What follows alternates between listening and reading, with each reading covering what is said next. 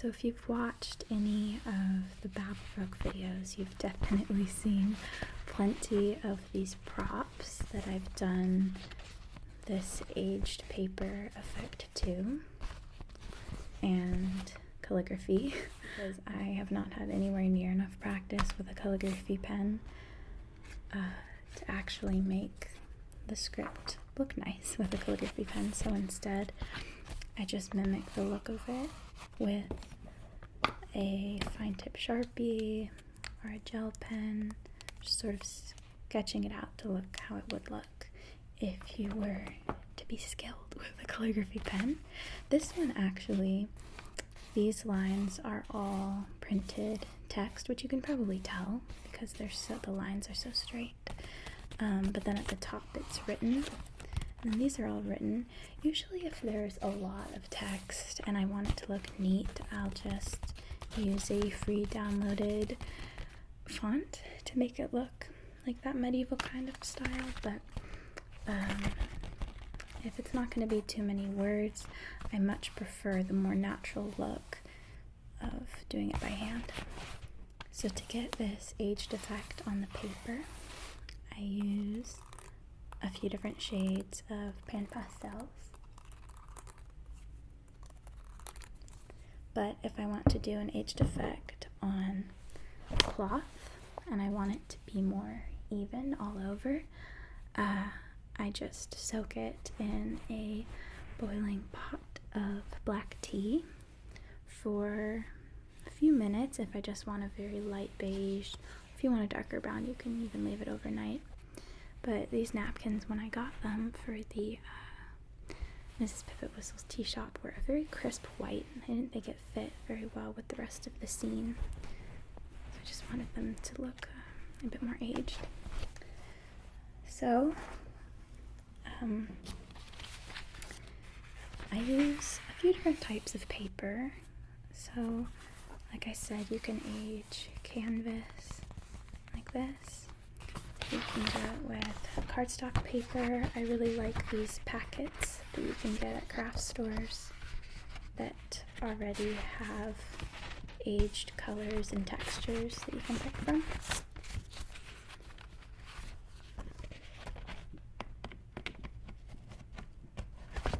So that has most of the work already done for you. But for the purposes of this video, that's kind of cheating. So we're going to be starting with a nice, crisp piece of printer paper. And that is what this was made with, but I did glue cardstock on the back just so that it wouldn't be wobbly and it would kind of have a better sound to it in the video. So, as you can see, I've laid out a paper underneath this because the pastels can get kind of crumbly and everywhere, and I don't want to stain the table.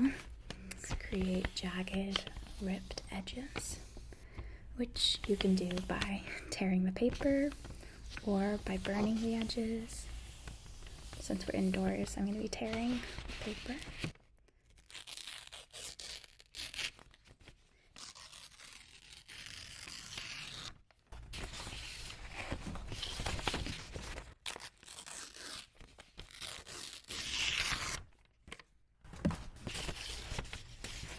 And you can even go back and tear out smaller pieces if you don't quite like how it turned out.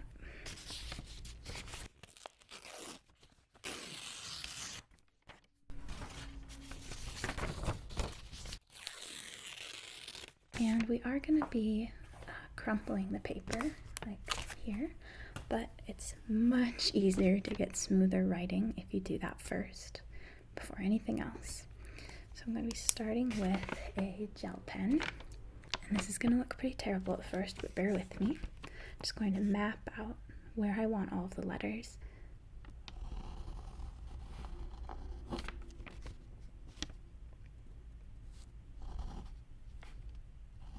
I know this is looking very impressive thus far.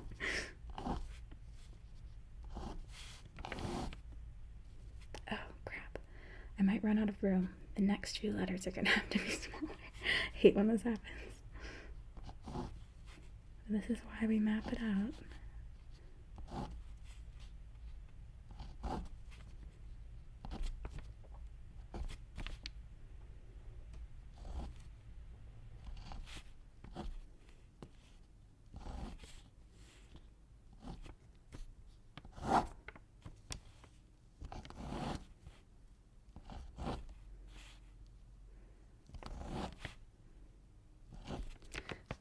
So I ended up with that effect where it's all sort of squeezed over to one side, but I hope you won't mind that too much. I can fix that by just tearing off some from this side. Sneaky, sneaky, sneaky.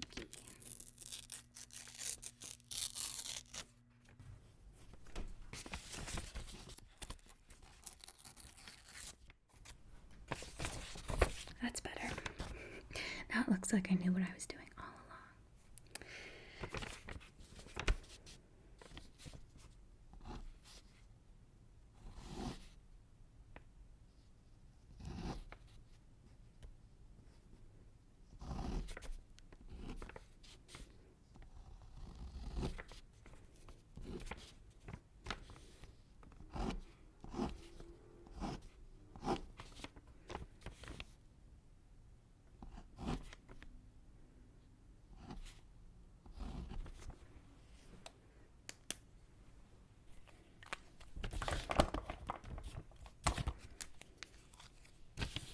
Now that I have the outline figured out with the gel pen, I'm going to go in with a Sharpie, and some of the areas are going to be thicker and others are going to be thinner. So I'm going to go in and fill in the areas that will have more thickness to them.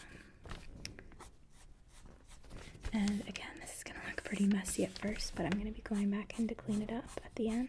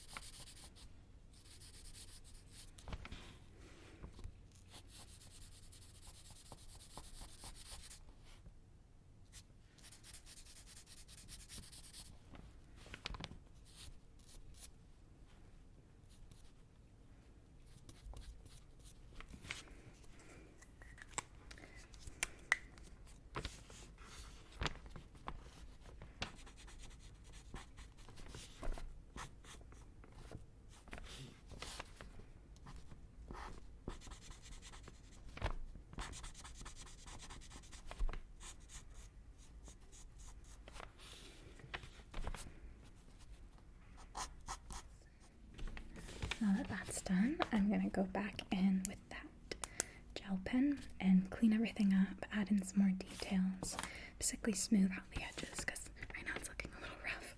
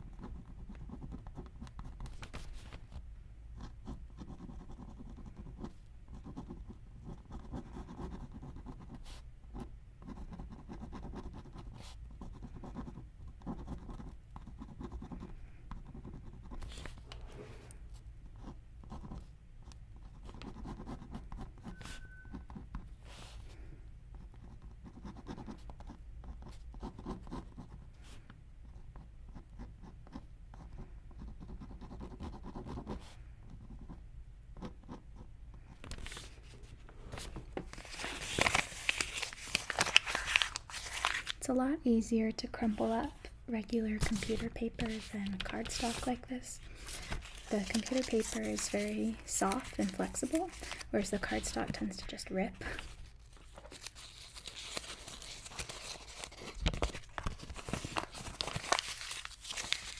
So you just crumple it and uncrumple it over and over and over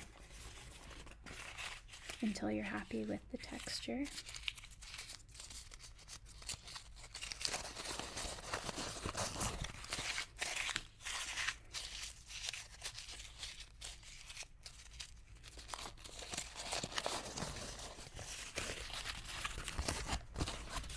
And then smooth it back out.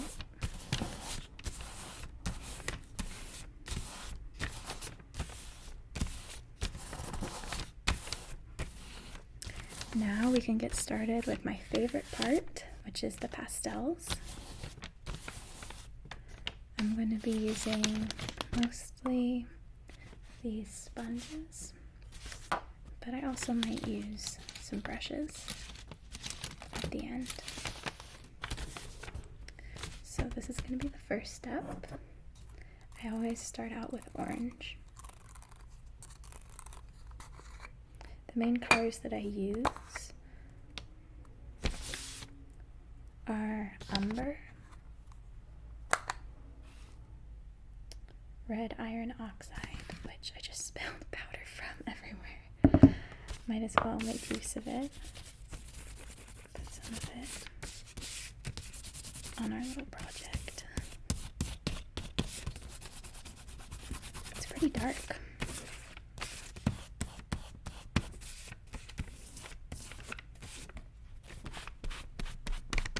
But it blends out. So I guess we're not starting with orange after all. That's alright.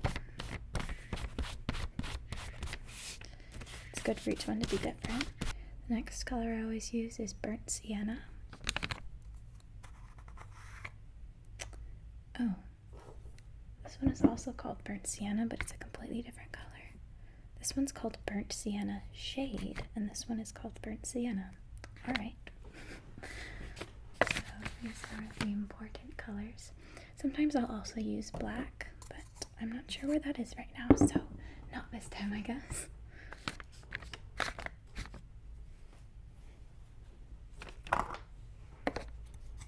I'm going to blot some of the orange onto this sponge.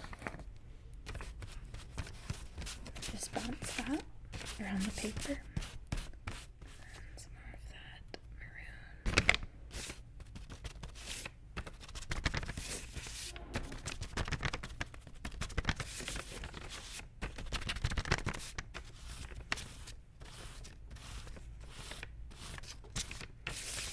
And last, raw umber, but for that one, I'm going to use a smaller sponge because I don't want it all over. It will distract from the text too much. Just want it concentrated around the edges to get that burnt look.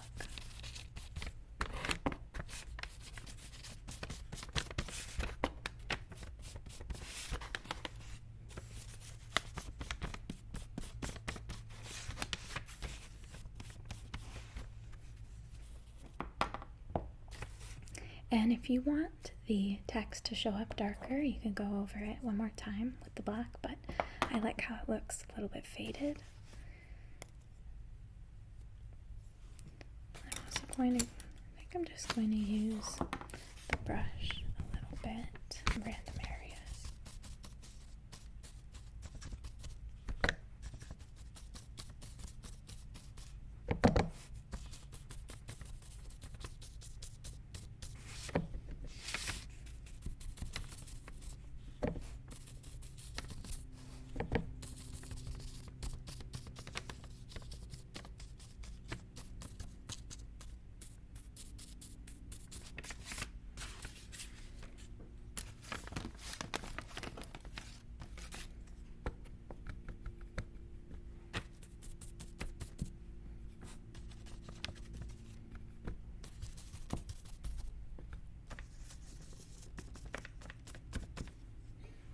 Alright, and there is our finished aged paper. I really hope that you guys enjoyed seeing this process, and if any of you want this paper, let me know. I'm not sure if anybody would be interested in that. It's kind of dingy little thing, and when you touch it you'll get pastel on your fingers, but let me know. I'll see you next time.